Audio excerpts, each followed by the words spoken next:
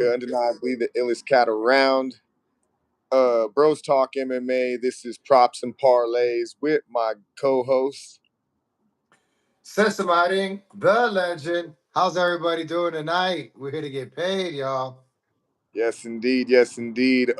Tonight we're gonna be covering parlay builds around the UFC Fight Night card taking place this weekend. These parlay builds are gonna be made up of fights that we believe are not gonna go the distance. So yeah, without further ado, you got anything before we start up? Um, no, not really. I mean, last week, out of the five we had, I had one out of the five that went the distance, unfortunately.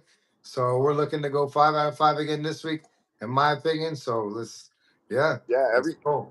everything was good except for that Teixeira Man, Tuivasa fight, and I mean, who man. could call that? I'm not even really too mad about that. It happened. It is what it is, you know. So excuse me if y'all hear anything in the background. I am a little bit on location outside of my homeboy's restaurant. He's celebrating an anniversary of, being in business. So they're doing their thing, but it was way too loud. So we're outside with it real quick, but hopefully the neighborhood will stay pretty calm. And yeah, we'll start things off with this Alex Morano versus Donnie Donchenko fight. Um, Me personally, I think that this is a no-brainer, especially given Donchenko's last performance. They really showed me that pretty much they're deadly, just like they could literally just, get you from anywhere. And Morano's just going to push the pace. He's going to come forward.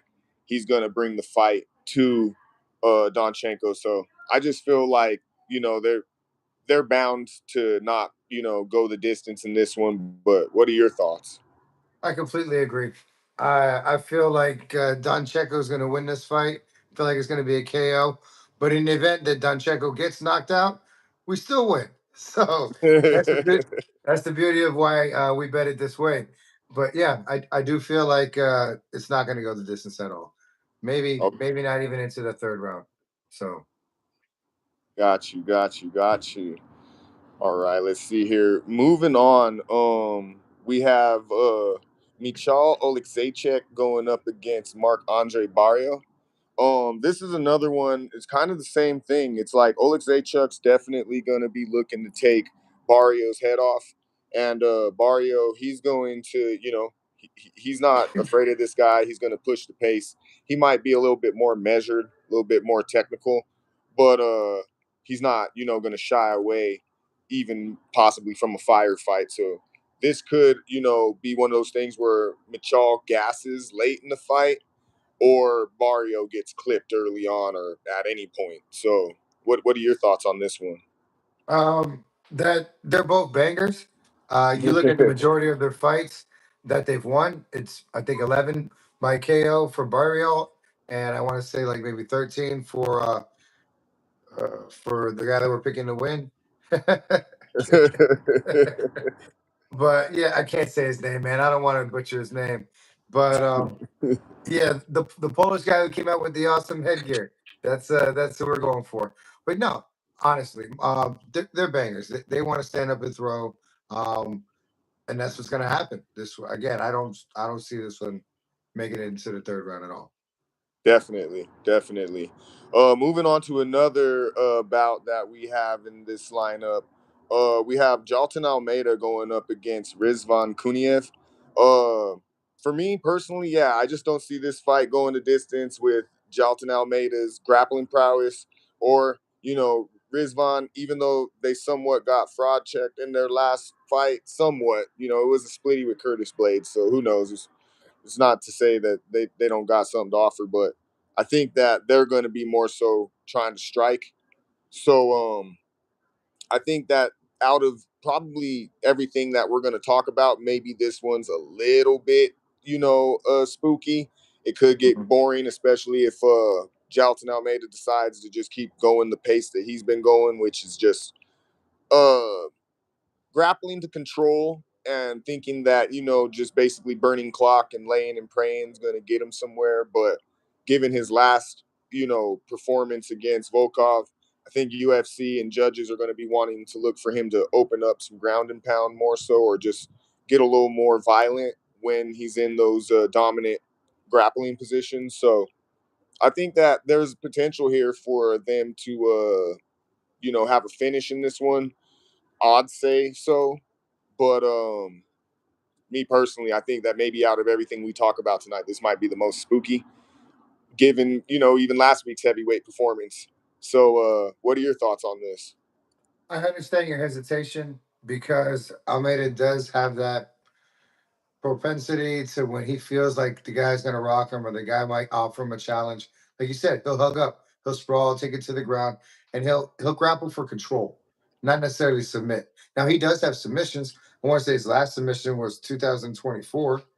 So I mean, so he has the ability to do it, but no, he's been wanting to bang. And like you said, he uses his weight, he bullies people. And if he sees that they're somebody's going to pose him a challenge or a threat, he just gets him on the ground and he just waits out the clock, and he wins the decision. I mean, he didn't do it versus Volkov, but it was a split decision. Somebody felt that he won that fight in their mind in the cards. That's why it's a split decision. So I understand that. But you also have to understand that Kuni is hungry. He is a young lion coming, and he smells the opportunity to make a statement, especially in the Apex. It's a smaller ring, all right? Hmm. And these guys are huge already in that ring. When you saw them do the face off today, there's some big boys. There's some big boys, and they are looking to throw some leather. So I feel like, yeah, I don't think this one's going to go the distance at all. I Even think if, something also. go I ahead. think something also we didn't mention is that Almeida's coming in on short notice. Exactly. You know, so Kuniev was slated to fight Ryan Spann first, but Spann had to pull out.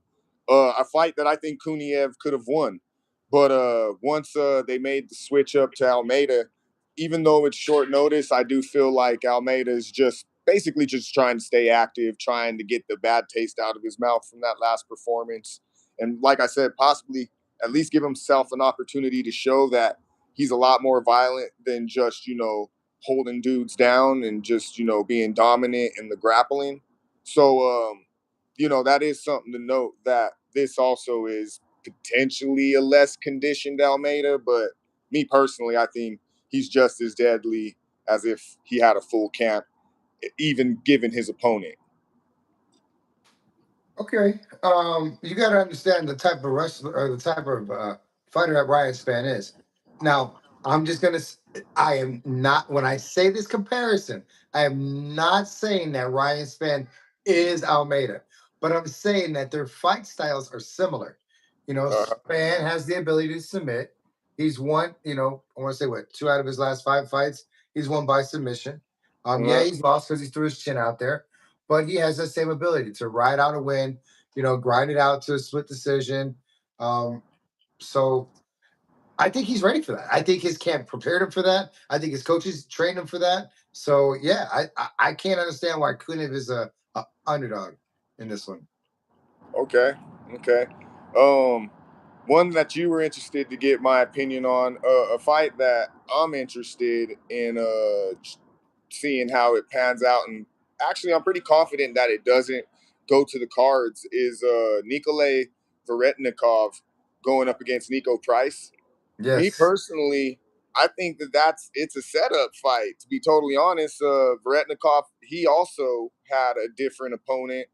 um I think, yeah, he had a different opponent and they ended up withdrawing, and then so steps in Nico Price. And I just feel like, Nico Price is 1-4, or yeah, he's 1-4 in his last five matchups. He's been getting finished, pretty brutally. And I feel like that's kind of what his part is to play in this one, is to either clip this dude, or he's gonna, put his chin out there and get, clipped. And I feel like, now he falls easier than before. So yeah, I feel like this one right here alongside with Morano and Donchenko is almost like a no-brainer to me personally. Okay.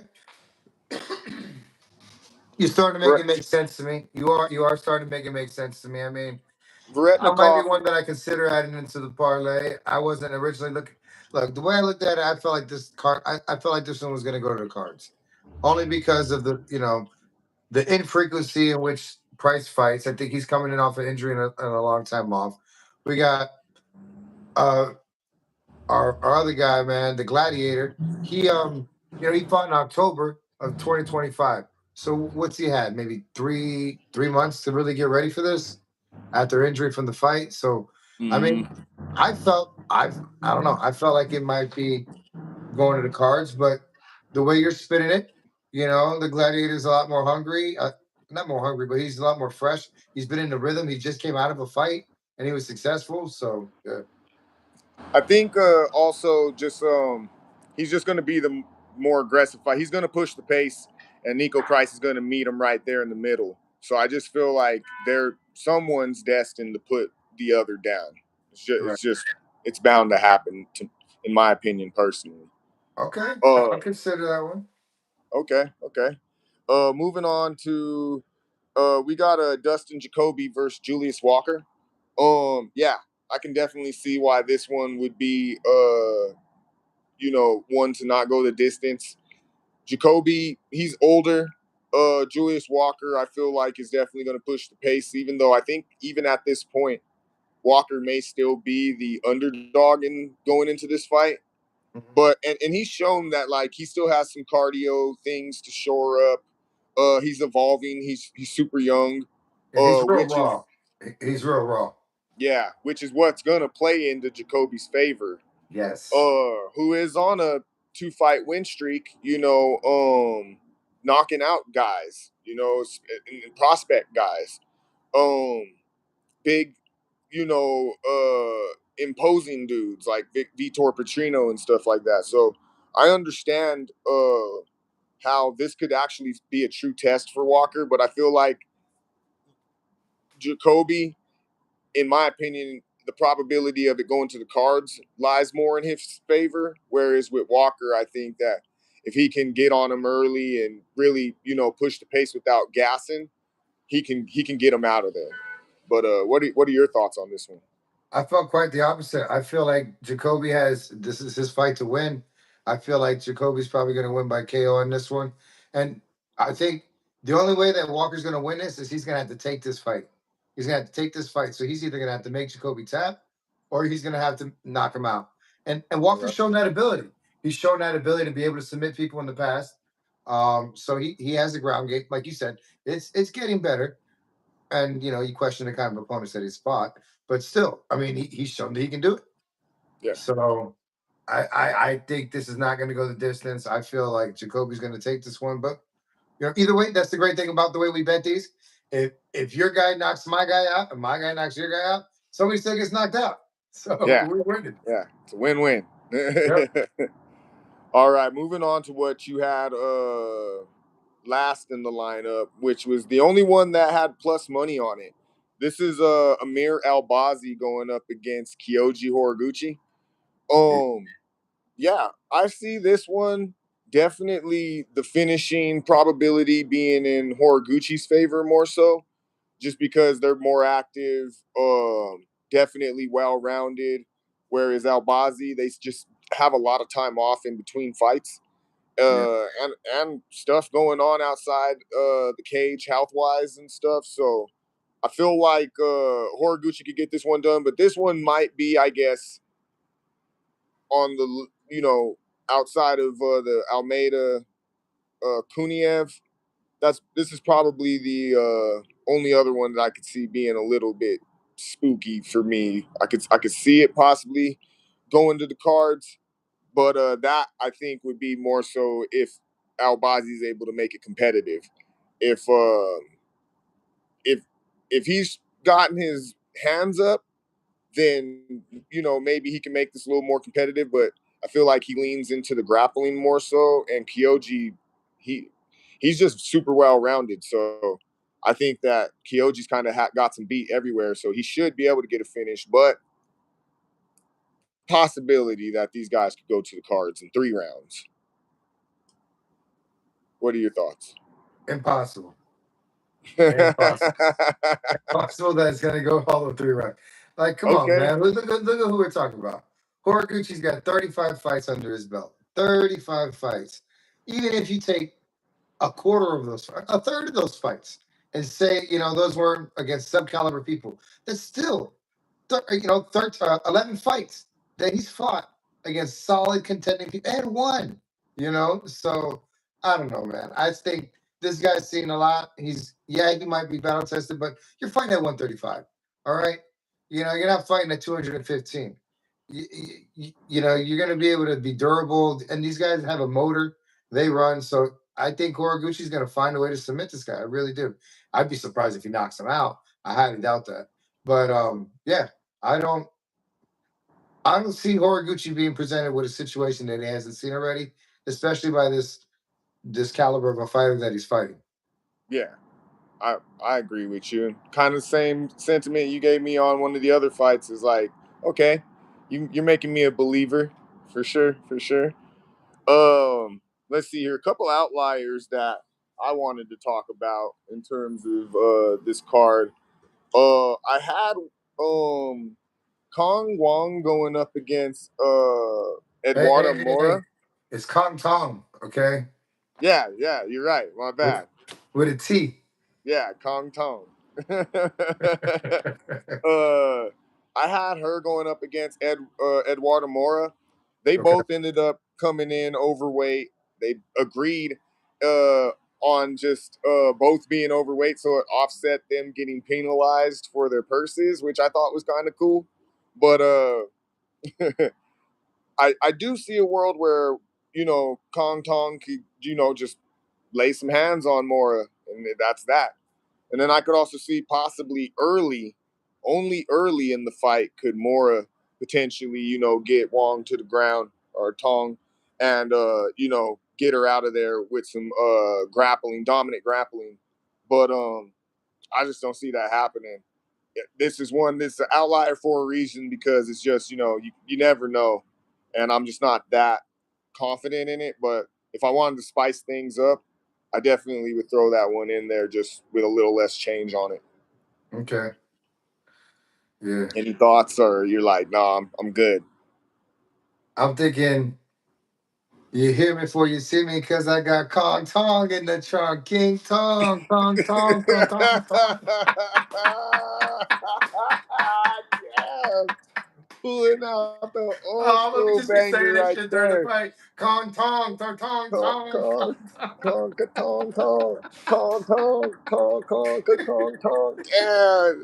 You can hear me before you see me. You can hear me before you see me. Damn. Good shit. Good shit, my guy. Good shit. I don't know, man.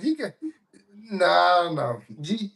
I don't know. You know how I feel about these women fights, but again, I got one of the women fights as one of my allies, so I don't know. We'll see. We'll see. I got to look into it more. I feel like that one's going to go to the cards. I did have at first I had it as maybe not to finish, but then I had to look back at it again. I don't know, man. And it's not like they're not capable. They've shown the ability to do it in the past. It's been a while since they pressed somebody. So Okay. I feel you. And then the other outlier that I had, a little bit more confident in this one, but not by too much. Muin Gafarov going up against Jacob Viklox. I think kind of the same thing. Gafarov could definitely get him out of there by knocking him out, but Wicklox kind of has that. He's more of an aggressive grappler. Like he's going to push the pace and he's going to hunt for that submission if he's able to get Gafarov to the ground.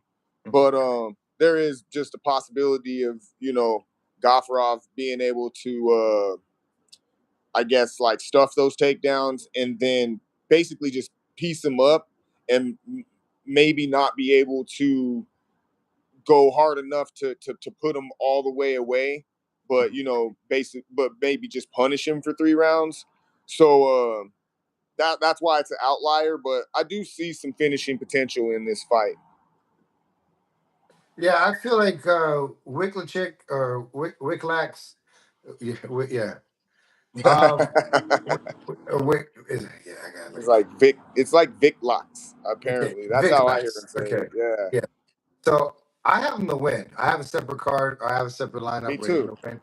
I feel like he's going to win. I don't know if he's going to win by knockout. I feel like he'll probably, he'll outperform this guy and he'll win by points, definitely, in my mind. I just don't know if he's got what it takes.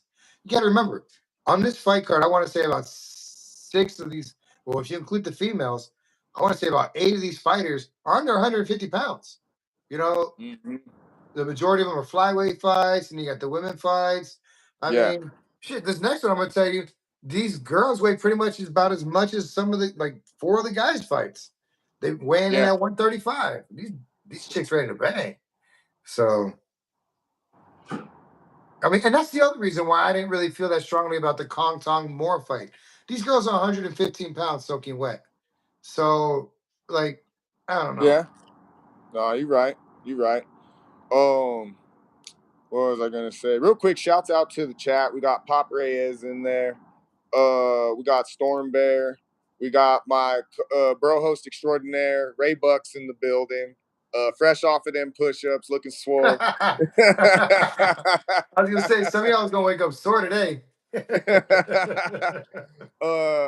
But yeah, so real quick, yeah, did you I'm good on everything. I mentioned pretty much every fight that I wanted to mention. You and me were pretty much in the same vein on everything. Oh, I guess one that I have listed here is Jean Matsumoto going up against Farid Basharat. So the Basharat brother who's actually undefeated, going up against Jean Matsumoto. Um I feel like Jean Matsumoto's a dog, and that's the reason why his fights go to decision, because he just is able to take punishment and just keep going and going. But he's kind of guilty of like getting a little bit overly aggressive, swinging himself out, trying to find finishes, and then not able to have the energy to actually put guys away.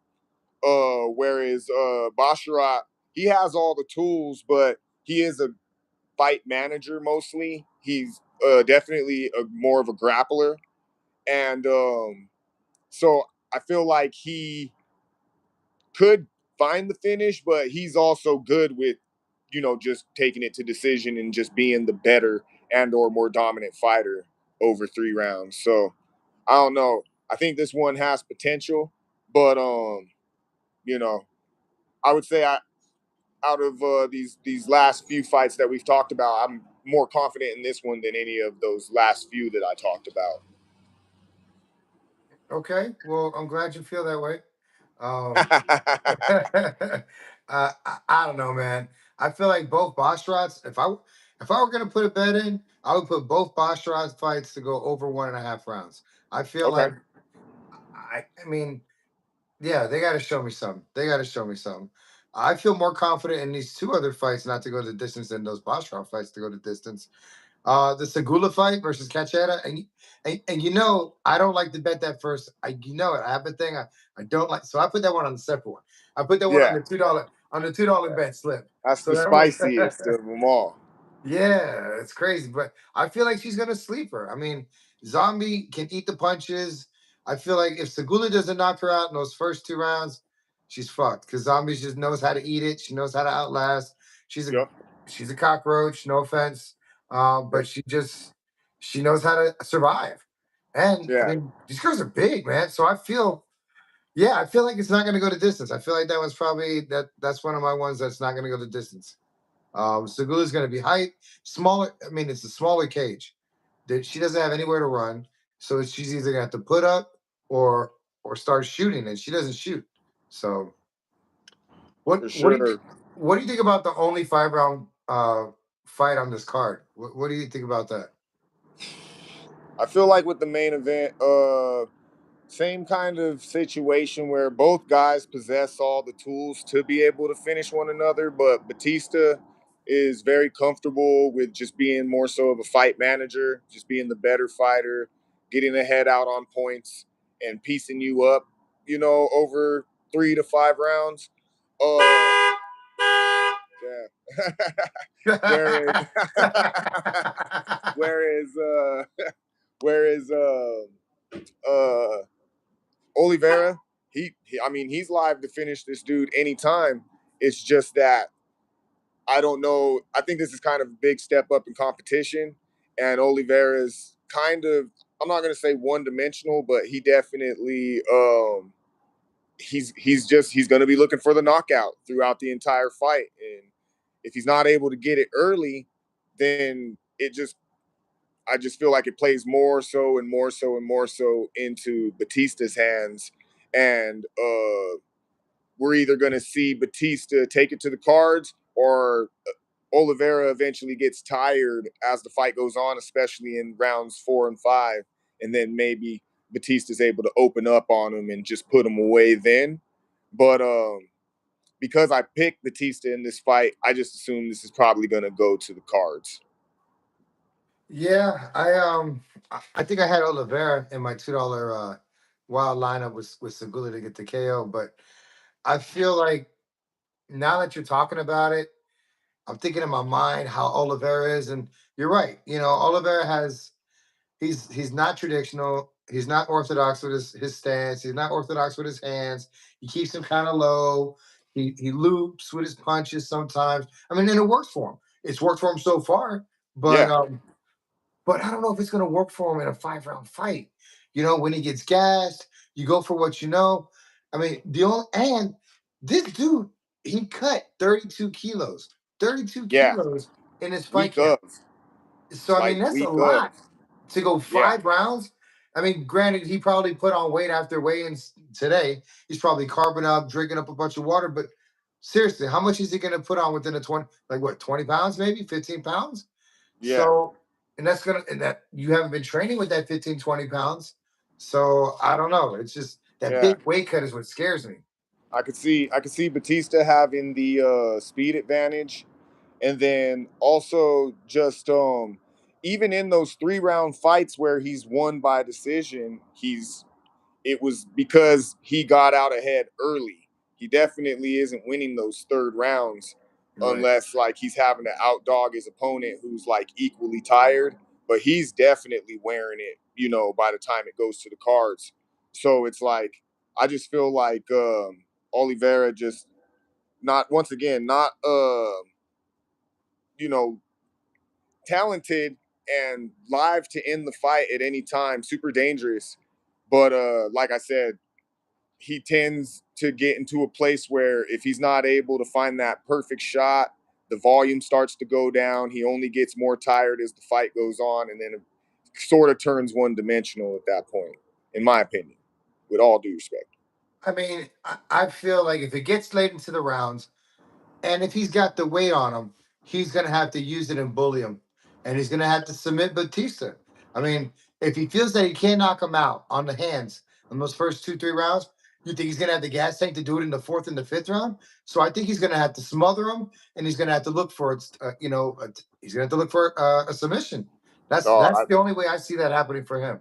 I think that's like, impossible basically because, he fucking held off Nurmagomedov for 5 rounds Yeah. or for three. I think it was three at least, and he held him off and Nurmagomedov was in finishing position, and somehow Batista was able to hold him off, and I don't think Oliveira is anywhere near that level. So, like I Well, said, he becomes just a dude hunting for the knockout, and I just think it becomes tough I to think mean, that he's going to be able to do that, especially after round 3. if we're gonna do UFC fight, comparisons, I'm just saying he did win against a Nurmagomedov. It was the shitty one, Saeed, but Who pulled out of his fight for this card. so I know. I mean, so they're like, brother, you can't fight no more. Yeah, it's like you gotta Take your go. ass back to Dagestan. Yeah, you gotta go back to the farm, homie. Fuck. So, I mean, that's what I'm saying. Like, he's got 2 submissions on his belt, but that's really the only way I see him beating Bautista like that is if he outlasts or smothers him or he hits him with some crazy shit. Otherwise, Bautista's going to stay in. He's going to stay tight. He's going to be reserved, and he's going to work his plan. hmm So, Shouts out to the chat real quick. We got Tyler Betts in the building. He says the Seahawks are a lock. Fareed and their opponent the Fareed Basharat and Jean Matsumoto to start round 3. Almeida to win. Big Ben. I'm not too sure. I'm guessing that's probably for the football game. And then or wait, is there someone named Ben fighting on the card? I'm not too sure. If you could clarify, bro, I'm sorry about that. And then Lorenzo Hunt. These are gonna be for BKFC. I think these are some BKFC fights. Okay. Yeah, Appreciate it, okay. homie. Yeah, much love to Tyler Betts. Much love to everybody that's been tuning in. We've had a lot of viewers, I feel like, throughout the show. But yeah, real quickly, since it seems like we've gotten through all the fights and broken down everything. Yeah, Big Ben and Hunt are BKFC bare knuckle. Okay. Big Ben versus Andre Arlovsky. Oh yeah, Rothwell versus Arlovsky. Definitely Rothwell to win that fight, and then yeah, Lorenzo Hunt to win his fight for sure. Definitely, I see where you're going with that. I bet that if you're trying to line all that up, I bet that makes a nice little payout. But yeah, once again, shouts out Tyler Betts in the chat. Real quick, if you want to run down your like main My build, 5? yeah, the one that you're actually going with and that you think the public, should Yeah. take note of. Yeah, so this one's paying 40 for 320. All right. These are all not to finish. So we got Doncheco, we got Jacoby, that Walker fight not to finish, the Barat Oleksiejczuk fight not to finish, the Kunev Almeida fight not to finish, and that Oraguchi fight not to finish. So Okay. those 5 right there. Sounds good. Sounds good. Shouts out Tyler Betts for the subscription. Much love. Appreciate you. Real quick, while we got you, this is Props and Parlays. I'm Utica, undeniably the illest cat around. On behalf of Bros Talk MMA, that's my channel here. I'm here with my fellow UFC enthusiasts and sports enthusiasts overall, the legend. The legend, Cesar Marin. Holla at your boy. Yes, indeed. Yes, indeed. On this show, we like to break down UFC fight cards, build parlays based off of fights that we believe aren't going to go to distance on that card. And so we run down these fights and then we put together our mainline builds. And, as my co-host always says, take what you want, leave what you don't. So, make sure that you tune in every Friday, every UFC fight week. We will be breaking down these cards unless something comes up because life be lifing. But we'll be breaking down these cards, building these parlays every Friday, every UFC fight week for every card. So make sure that you tune in 7:30 p.m. Mountain Time, 9:30 p.m. On the East Coast, 6:30 p.m. on the West Coast. Make sure that you subscribe to my co-host's channel. I will be making him a collaborator. So when this video is done processing and everything, you'll be able to visit both my channel and their channel. But make sure that you subscribe to my guy Cesar Marin, the legend.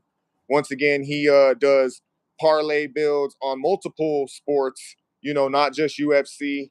Yeah, He man. does. Check out my channel. I got a Super Bowl parlay pick. Back the Brinks truck up. It's been out there for a couple of days now.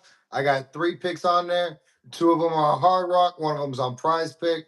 So yeah, man, it's lit. Make sure you check it out. Much love. Yes, indeed. Everybody make sure you go check out his channel. Go subscribe right now. We got some chat. We got some activity in the chat. King Panther. That's my twin without the tattoos, LMFAO. And who the fuck is Green Sweater Dude? I don't know if you might know this cat. I have no idea who that is. And We'll then figure Tyler it out. Betts said, it's not green, it's teal. That's a teal sweater. Yeah, man. Respect the fins, baby. Fins up. Fins up. Yes, indeed. Yes, indeed. But yeah, make sure you go subscribe to Cesar Marin's channel. Make sure that you subscribe to this channel, Bros Talk MMA. Make sure that you like this episode. And once again, make sure that you check out, the breakdown of these fights, these parlay builds we put together. Take what you want, leave what you don't. He looks like me though, low key, mad funny. That's what But that's what homeboy said. So yeah, we appreciate everybody that tuned in, everybody that subscribed. You got any parting words for the people before we get this one checked out? nah, man, let's make some money. I mean, we got fight Saturday, we got Super Bowl on Sunday. I mean, you want to be real nasty, real spicy. You go ahead and just do yourself a little six legger. Three of these cards not to finish, three props off the Super Bowl bet that I put on my channel, and make some real fucking money right there. There So we yeah, go. I like it. I like it. I see the vision. But yeah, once again, this is Props and Parlays. Check us out every Friday. And until the next time, y'all, we out. yes, sir.